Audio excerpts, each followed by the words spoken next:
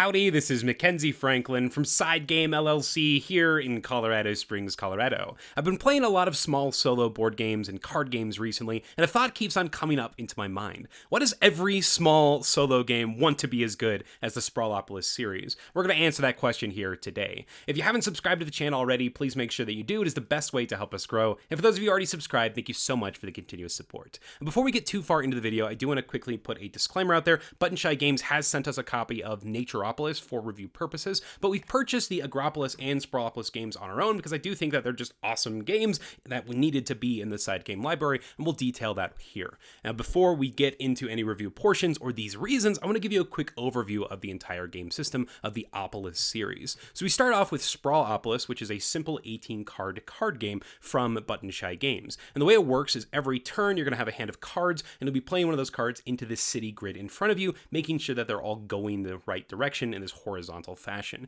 You can play them on top of each other or side by side, trying to make a pattern to satisfy these three scoring conditions on the top here. At the end of the game, you'll score up your board based on these scoring conditions, as well as your largest groups of scoring areas, and then you'll get points and compare it to these circles in this upper left of each of the top cards here, and if you beat that score, you win. Congratulations. You can play it cooperatively or solo. There's a bunch of expansions, and they've released two new forms of the game, including Naturopolis here, starting off with Agropolis. Now, Agropolis is basically the same game, but you're going to have these new types of land that have little creatures on it that are going to change up the scoring. On all of the scoring cards, you're going to have different things that they're looking for. In the original, it was about just the shapes and the patterns and things that you were creating, but Agropolis is now going to take a look at those different animals as well as patterns that can be created with resources on the cards, these farmlands, so a little bit more in-depth scoring, and I like this one a lot. Now, on top of that, Naturopolis, it doubles down on this, adding some more things that you're going to be taking a look at, and that includes these rivers and campsites, very similar to the animals that appear on the Agropolis version,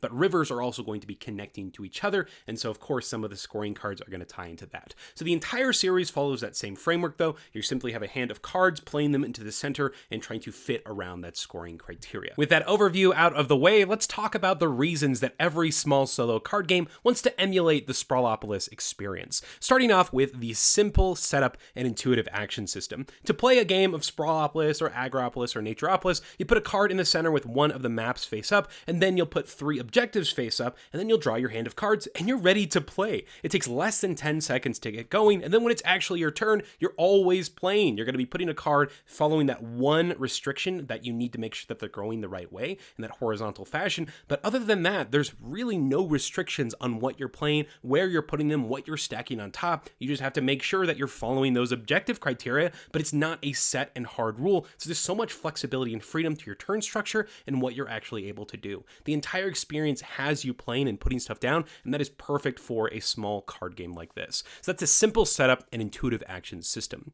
Next up, we have Effortless Variability, and that has to do with just how the game is constructed. On the back of each of these map cards is the objective tiles, and those are going to be back and forth, so when you do your random three objectives, it's going to change those map tiles that are available to you. This is so simple, but it makes so much sense. You shuffle up that deck, reveal three, and then all of a sudden the entire game has changed based on the order that things are coming out, based on what objectives are being paired with which missing map tiles. There's so many different permutations of what can be available. And with all of the new expansions, you have these new different objectives that are tied to those specific scenarios. If you're playing Naturopolis, you're going to have those camps and those streams. If you're playing the original one, it's going to focus mainly on just the positioning and the locations of your different tiles. And that's the third thing I want to talk about, is just the scoring itself. I think it's brilliant. Every single card has these new unique challenges. Nothing is repeated, which is awesome. So much variability that's baked in, but then you also have a target score that you're going to be going after in that upper left corner. I love this because you now have this clear goal that you're going after, and then a new unique experience that's based on the version that you're playing, what expansions, and just the setup of that three flop that you got, and it's all in a small package. I love this so much. The fourth thing I want to talk about is the way that each of these scoring criteria changes the way that you play and the decisions that you make and the implications of where you're placing your cards. They allow you to explore all the different facets and design space of the game, and it's perfect. We see this in games like Terraforming Mars or Maracaibo, any game that has a huge deck of cards that uses the mechanisms in that game interestingly, and Sprawlopolis series does it in a super small package, which means it's going to be something you're going to come back to because of that unique experience as you play.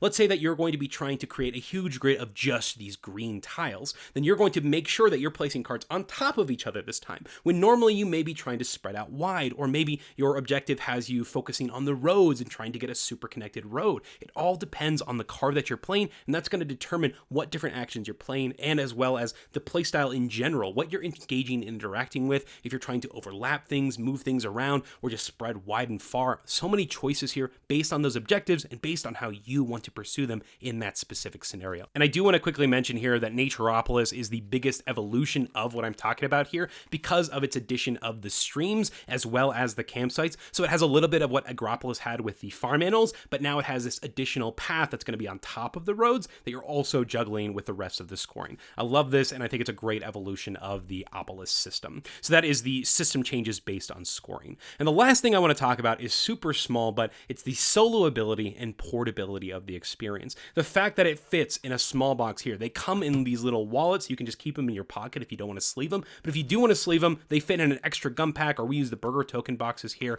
It's perfect. You put them in your pocket. You're ready to play, ready to go. It's amazing. All of the things I just talked about are only in the base game, which is brilliant because it's a single standalone package that you're going to have an amazing time with. But if you do enjoy this and you want to explore more, there are single card expansions for the system that you can explore as well, like Rectar here for Sprawlopolis, or for Agropolis, you have the Invasion expansion. And there's a single card here. You just put them into your deck, play by that additional rule, and then they pair with those objectives, giving you new outcomes and allowing you to explore the Opolis system even more. So pretty dang impressed with these expansions. And that's it. Those are the reasons why every small solo game wants to be as good as the Sprawlopolis series. I do want to remind you again, I was sent a copy of Naturopolis here for review purposes by Button Shy Games, but I do recommend that you go and give one of these games a try from the Button Shy website. I'll leave links in the description below. I don't get any kickback for recommending these games or anything like that, but I do want to let you know that they are available, Sprawlopolis and Agropolis. Right now, Naturopolis, though, is only on pre-order. But I do recommend you go give one of these a try, and I'm going to recommend Agropolis because it is my favorite. I love the way that it adds those farm animals, and it's going to be a game that you can play right now.